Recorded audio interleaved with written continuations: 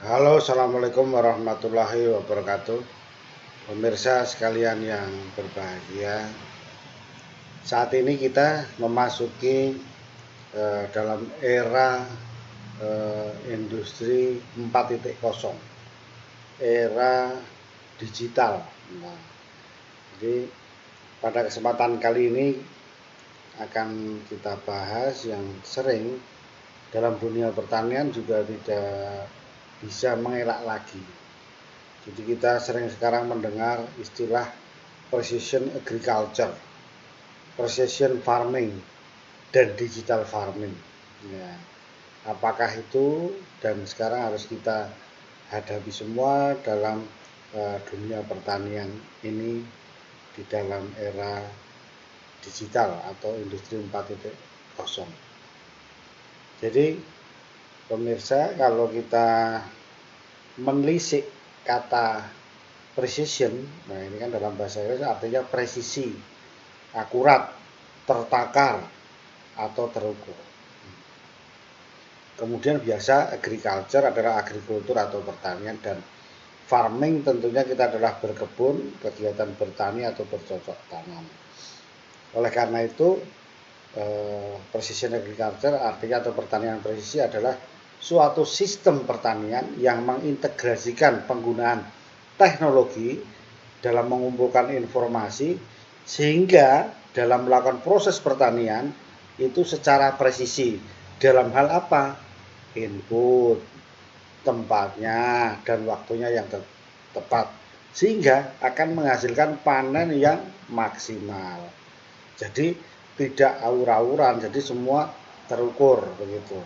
Dengan demikian hasilnya akan maksimal. Inputnya tidak boros, begitu. Jadi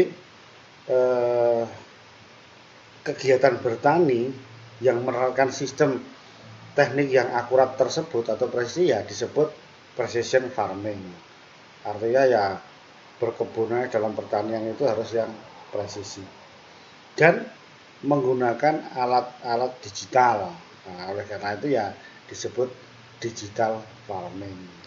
Jadi inilah rangkaian urutan-urutan yang menerangkan mengapa disebut precision agriculture, kemudian precision farming, dan digital farming. Jadi semua itu ada urut-urutannya dan kaitannya yang sangat dekat. Jadi Bapak Ibu sekalian, kalau kita sejarah precision agriculture ini gini sebenarnya. Itu dimulai startnya adalah penggunaan GPS untuk mengontrol pertanian. Nah, tersebut dengan ini satellite farming. Nah, ini dimulai sebenarnya dicetuskan pada workshop di Minneapolis, Amerika tahun 90. Kemudian masih berkembang dengan pembuatan peta manual. Nah, tapi kan arahnya menuju presisi tadi. Kemudian proses pemupukannya sudah berdasarkan peta, dengan tetap dimonitor. Akhirnya ya itu tadi mulai meningkat lagi, lebih presisi lagi dengan menggunakan satelit ya. Kemudian sekarang sudah berkembang dengan alat-alat digital yang lain yang bervariasi dari proses tadi inputnya awalnya, kemudian proses pertaniannya, produksi budidayanya, termasuk nanti panennya. Jadi sekarang sudah semua dengan memanfaatkan alat digital itu tadi. Jadi ini tiga istilah itu kalau dalam budidaya pertanian itu disebut juga smart agriculture. Oh, ya kan. Jadi kan ini dengan menggunakan smart data, kemudian biasa auto spreading, ya. Dan yang paling banyak digunakan adalah water managementnya. Jadi air ini digunakan seefisien mungkin, tidak boros. Jadi kapan diperlukan dia dikeluarkan. Tentunya dengan digabungkan dengan field monitoring. Dengan menggunakan drone dan sebagainya dimonitor kita kapan melakukan kegiatan pertanian itu. Dan tentunya yang dimonitor tadi smart data tadi apa? Soil conditionnya juga, kondisi tanahnya juga harus mempunyai data yang lengkap. Contohnya pH-nya, kemudian kesehatan tanahnya dan sebagainya. Jadi semua sekarang bertani, farming itu semua menggunakan smart agriculture. Jadi ini adalah tahapan aplikasi smart agriculture tadi. Jadi ya diawali dengan mengumpulkan data sebetulnya.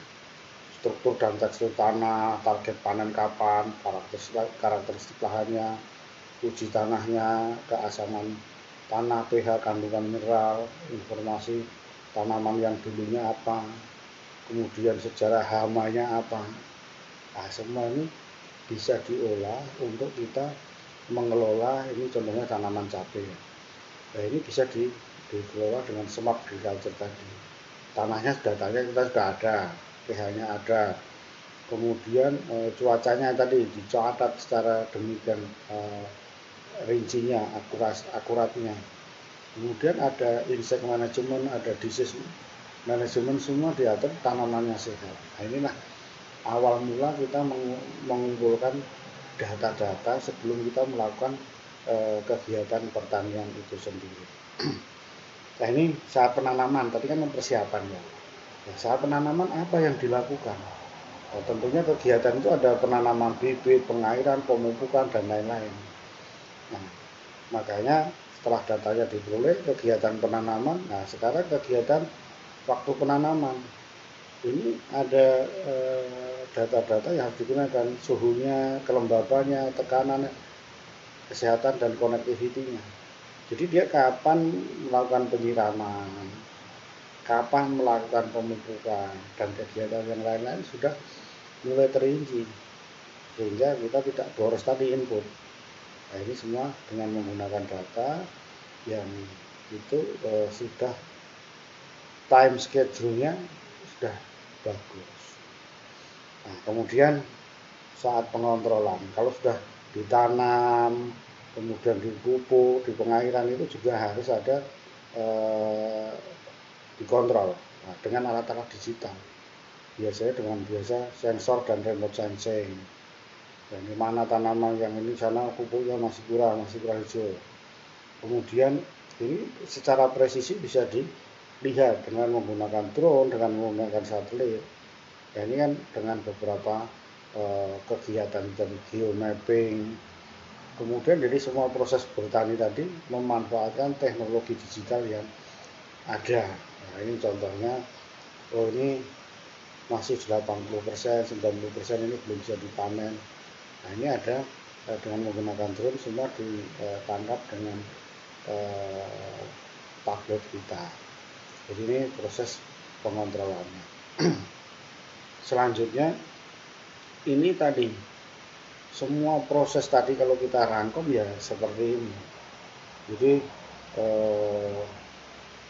data acquisition-nya yang pertama, curah hujannya dan sebagainya, environmental parameter, soil parameter, chemical product, welfare product, ini semua kita siapkan.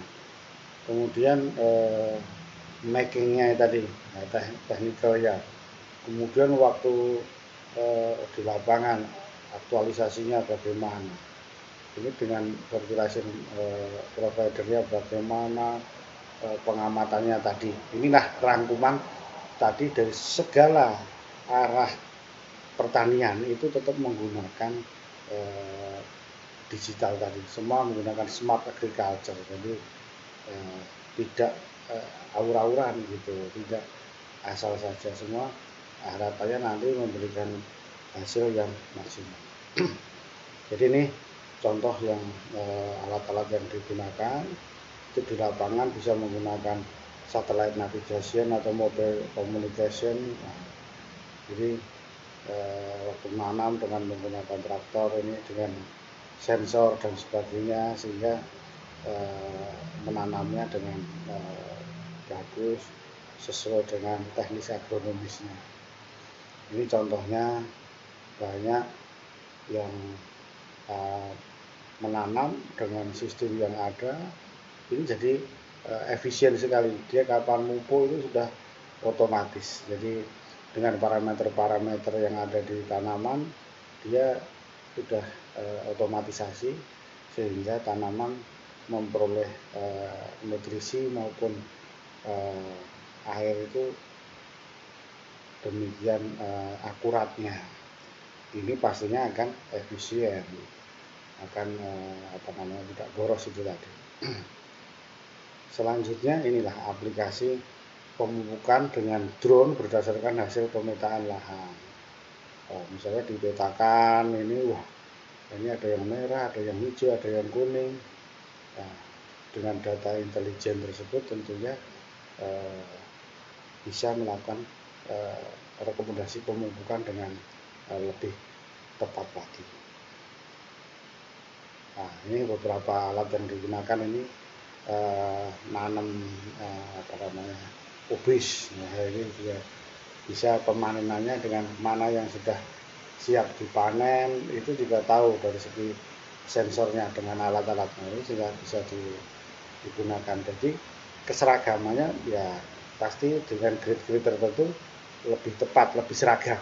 Nah, ini beberapa contoh alat untuk dipakai dalam smart agriculture. Kemudian ini gambar panen tomat, kapan panen, kapan nyiram, semua dengan menggunakan sistem yang sudah digital. Jadi peran manusia semakin kecil. Nah, kemudian dari itu semua, itu kan ke depan memang tidak bisa kita hindari, tetapi kita juga harus melihat kelebihan dan kekurangannya. Nah, kelebihannya apa? Nah, kita efisien tadi menggunakan alat-alat canggih tadi. Kemudian sebelumnya sudah bisa kita ketahui karakteristik lahan dan tanahnya. Kemudian mana-mana yang kebutuhan nutrisinya sangat kita ketahui. Yang kemudian tentunya mengurangi biaya, menjadi lebih ramah lingkungan, tidak boros tadi. Dan tujuannya adalah panennya lebih maksimal. Dan semua itu bisa diatur, dikontrol dari jarak jauh. Tetapi kekurangannya apa? Ini pasti membutuhkan tenaga yang ahli dan handal. Dan biaya di awal karena ada alat-alat tadi menjadi lebih mahal, tapi kan dengan ke belakang menjadi lebih efisien. Kemudian membutuhkan waktu yang lama untuk mengumpulkan data itu biasa. Dan memerlukan waktu pengolahan yang tepat, tidak menjadi salah. Nah, demikian itu pemirsa, mudah-mudahan kita di Indonesia ini bisa petani-petani kita mengaplikasikan smart agriculture yang tidak lepas dari precision agriculture, precision farming dengan menggunakan digital farming tadi. Itu demikian pemirsa, mudah-mudahan bermanfaat untuk kita semua. Assalamualaikum warahmatullahi wabarakatuh.